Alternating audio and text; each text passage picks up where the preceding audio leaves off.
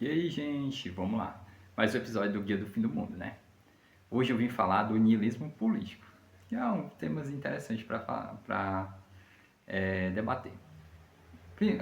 O niilismo, ele foi difundido, né, por Nietzsche, que foi erroneamente associado ao regime nazista. O que acontece? O niilismo, ele é um fenômeno onde a sociedade, uma pessoa específica, ela começa a achar que nada importa, que nada faz sentido, que os valores dela são ilusórios, que a vida não tem muito sentido e assim por diante. Ela acaba se entregando a esse sentimento de derrotismo e assim por diante. E agora a gente tem uma questão agora no público brasileiro que é o niilismo político. A gente tem gente brincando demais com as instituições brasileiras. E isso é real, tá? O que acontece? Por exemplo, tu tem políticos agora que estão relativizando o tráfico de drogas, o crime. Teve uma deputada, agora que eu não vou citar a legenda, né, ela estava dizendo: ah, os funcionários, né, ela usa o termo funcionários do tráfico, né, são mega explorados.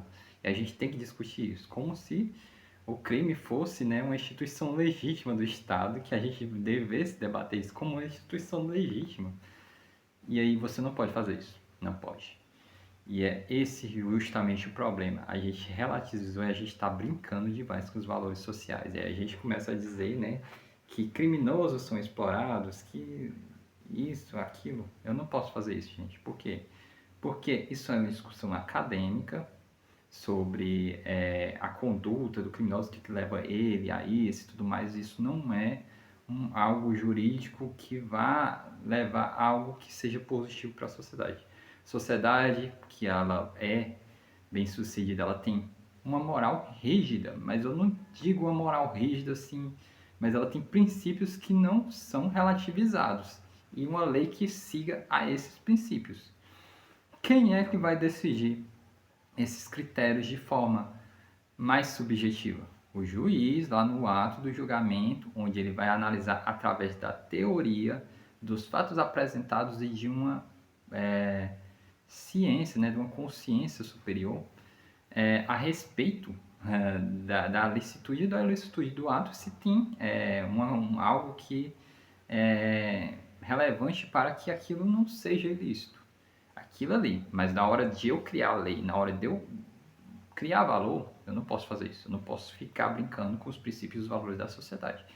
E é justamente isso que tem tornado as militâncias violentas. Por quê? Porque cada vez que eu vejo, né, eu entro em um projeto político, eu estou negociando valores. E ao negociar os valores, eu tenho a criação de uma sociedade para um lado, pendente para um lado e um pendente para o outro.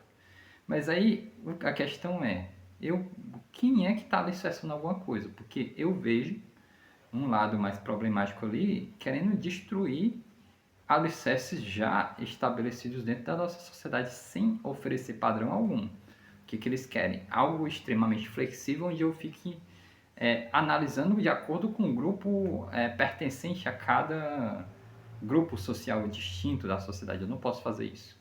A lei ela é geral, ela não é específica e restrita e analisada a cada grupo. Porque se eu fizesse isso, eu teria que, por exemplo, buscar lá dentro do juizado, dentro do juiz, alguém que fosse pelo menos pertencente ao grupo, porque como é que eu vou ter neutralidade? Como é que eu vou analisar vieses infinitos dentro de uma sociedade como a brasileira? A gente tem um padrão específico de cada tipo de pessoa agora, tipo no mundo, né? Porque a gente tem aqui dentro do Brasil negros, pardos, brancos, latinos, asiáticos, europeus e ad infinito. Você contar cada fator específico, queer, homossexual, heterossexual, gente que se define como cachorro, gente que se define como papagaio e assim por diante. Então, como é que eu vou julgar subjetivamente cada um desses casos? Como é que a lei ela vai abranger isso tudo? A gente não pode. Porque quando eu começo a fazer isso, eu não defino o padrão, como é que a minha ética deve ser, como é que a minha moral deve ser, como é que um comportamento social deve ser aceitável, as pessoas devem se falar mais, devem se falar menos, qual é o limite aceitável de... Se a sociedade ela não tem esses valores espetíficos estabelecidos, ela entra em caos. Por quê? Porque ninguém sabe como agir perto de ninguém. E aí as pessoas se tornam violentas, extremistas, e cada um fica defendendo a identidade que quer ter. E aí não há limites. E aí isso entra justamente no niilismo. No niilismo. Por quê? Porque aí, por exemplo, entrar para o tráfico de drogas é um ato ilícito. Você vender droga é ilícito. Mas aí eu começo a discutir licitude ali. Ah, é lícito, mas eu tenho que ver que aquilo, isso e aquilo. Mancha, eu posso fazer isso para qualquer coisa, para qualquer situação especificamente. Por exemplo, a pessoa rouba, mata alguém. Não, mas essa pessoa ela não teria, por exemplo, como enriquecer e ganhar dinheiro de outra forma na quantidade que ele ganhou. Então, como o crime oferecia uma oportunidade que ele não tinha nos mercados convencionais, eu posso relevar essa situação e convencer ali os pares. Eu posso fazer isso. Eu estou falando alguma coisa errada? Não, mas aí o crime é legal? Não. Eu posso roubar? Não posso. Isso tem que ser parâmetro geral e restrito. Não adianta eu ficar justificando qualquer coisa por qualquer perfil, cara. Essas discussões acontecem na academia. E aí, quando eu mexo nos valores da sociedade, eu não posso ficar fazendo, não posso ficar brincando com isso.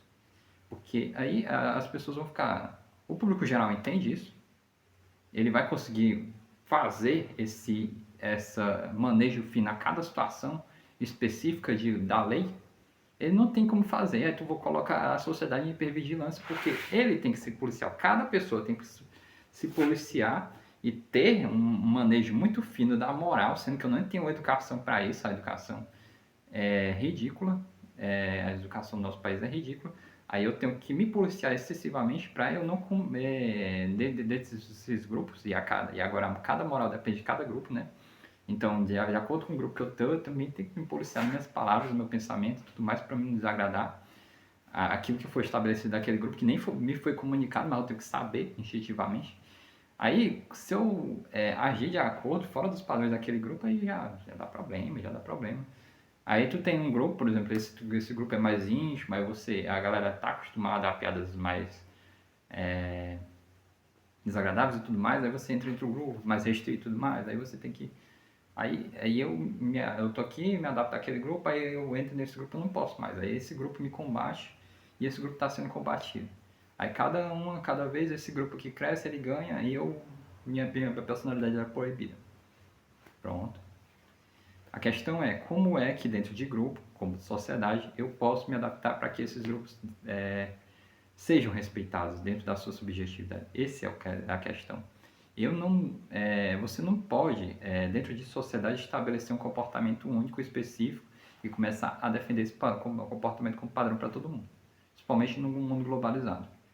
Aí as pessoas estabelecem esse padrão, fogem desse padrão, por exemplo, o posterior, porque começam a perceber que está tóxico, mas não identificam isso. Aí vão para o exterior, começam a viver melhor, mas não querem que as pessoas escapem disso. Por quê? Porque elas não entendem o que está acontecendo, que é justamente a imposição dentro do padrão de vida de cada pessoa. E aí, a questão é, dentro da política, o que você tem que ter? Representações de necessidade. Necessidade. O que estruturalmente melhora um país? O que logicamente é melhor para um país? A gente tem que deixar subjetividade para as pessoas e ter uma lei objetiva, uma lei que sirva a um projeto, não uma lei que regule o interior das pessoas, que é o que a gente está vendo agora. Então, eu faço lei moral, eu faço lei sobre pauta woke, eu faço lei para abastecer o ego coletivo. Mas aí essas leis elas pioram o funcionamento social. Por quê? Porque agora eu estou beneficiando um grupo e, em detrimento, se eu beneficio um grupo, outro grupo deixa de ser servido, pelo menos dentro das mesmas possibilidades, né? Porque esse grupo aqui está beneficiado, esse aqui não tem benefício algum. Então já é uma desvantagem de agrupamento. E essa desvantagem fica ao tempo e vai tendo peso social ao longo do tempo. E aí, quando eu relativizo valores, por exemplo, crime, as pessoas ficam injustiçadas e elas pensam, não faz sentido o regulamento. Eu vou relativizando cada vez mais, discutindo cada vez coisas mais polêmicas, porque isso dá voto, isso dá visibilidade, isso dá engajamento. Aí as pessoas ficam com a sensação, mas o que pode, o que não pode? Nada importa. Então, se nada importa, eu vou fazer as coisas de qualquer jeito. Aí a minha moral fica completamente frouxa, porque eu não estabeleci como padrão dentro das pessoas, das figuras mais importantes da nossa sociedade, uma moral. Então, a minha moral é frouxa, quem está padronizando são os palhaços. E aí, eles não se importam com o que reverbera dentro do meu contexto social. Se o crime é permitido, se o crime não é permitido, não importa. O importante é que eu fique ganhando meu salário ali todo mês. E aí, as pessoas entram no niilismo, mas nada importa. Nada importa. Por quê? Porque não importa para eles. Eles não se importam. O que é certo, o que é errado. Eles não sabem, eles não conseguem mais definir, porque cada grupo diz uma coisa. E aí cada grupo diz uma coisa e eu tenho que definir por mim mesmo. Cada pessoa, todas as pessoas têm essa capacidade, esse conhecimento, esse estudo para definir o que é moral, o que é imoral e se policiar com essa ética, com esse desenvolvimento ético completo, com essa bússola. Não tem, cara. Não tem. Se eu não padronizar a moral dentro da sociedade, a sociedade fica caótica. E é o que a gente está presenciando nesse momento político do país. As pessoas estão violentas, as pessoas estão desonestas, as pessoas não sabem mais se relacionar, cada um fica na sua porque não sabe o que falar perto do outro, o que pode ofender, o que não pode. Por quê? Porque o padrão social foi dissolvido. Eu não tenho mais um projeto de sociedade, eu não tenho mais um projeto de país. Eu tenho um projeto de agrupamentos e cada agrupamento tem que ter aquilo ali, a sua moral específica. Então a gente vai viver em vilas, eu me defino como grupo, eu entro ali naquele grupo e me isolo. Não pode ser assim. E aí é o problema de você ficar brincando com a lei de forma degenerada, né? Brincando com os padrões, brincando com a ética, brincando com a moral, como se não gerasse né, dentro da população esse sentimento de que nada importa, desse sentimento de que tudo é relativo, desse sentimento que não existe padrões sociais a serem assegurados. A vida importa? A pessoa vai ficar se perguntando, a vida importa? A honestidade importa? Mas aí, quando uma decisão arbitrária é tomada por um judiciário, por exemplo, nós, por exemplo, onde o procedimento é colocado acima da vida, ele diz, a vida não importa. Aí, quando eles fazem isso também, a ética não importa. E assim por diante, as instituições, o tempo inteiro, elas ficam brincando com os valores da sociedade. E decidindo de acordo com a subjetividade de quem está julgando. Para mim não importa, você não pode fazer isso. Você tem que pensar à luz da sociedade que eu quero desenvolver. A sociedade que eu quero desenvolver dentro dos padrões morais, isso é importante ou não é importante? Não importa se para você é importante ou não. Isso é importante para a moral social, para o contexto social. E é isso que tem que ser analisado, é essa perspectiva que tem que ser usada. E não a perspectiva do que eu quero dentro da minha vida. Isso são coisas diferentes. E isso é o peso e a responsabilidade de se carregar instituições nas costas. E a gente tem que começar a pensar a respeito e parar de botar palhaço dentro da política, gente.